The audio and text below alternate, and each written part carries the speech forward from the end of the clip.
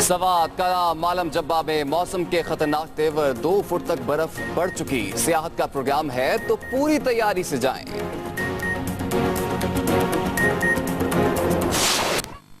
और अब कुछ बात हो जाए मौसम की।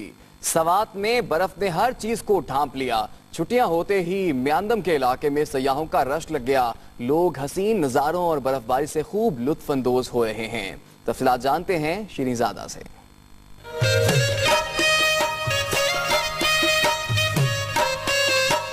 जिस तरफ भी देखे बर्फ की सफेद चादर बिछी है। बर्फपोश पहाड़ दिलकश नजारा पेश कर रहे हैं।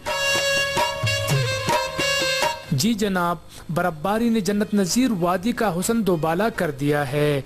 इन्हीं नज़ारों का लुत्फ उठाने के लिए सयाहों की बड़ी तादाद म्यांदम पहुंच गई।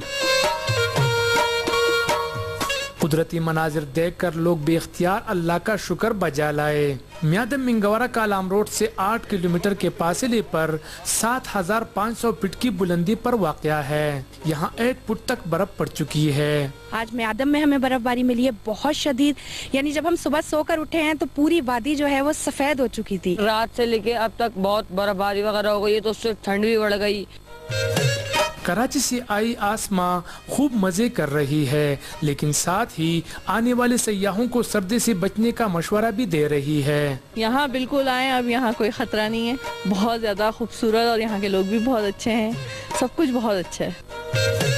म्यांदम में अमलूक के दरख्त पर जमी बर्फ इंतहाई खूबसूरत लग रही है।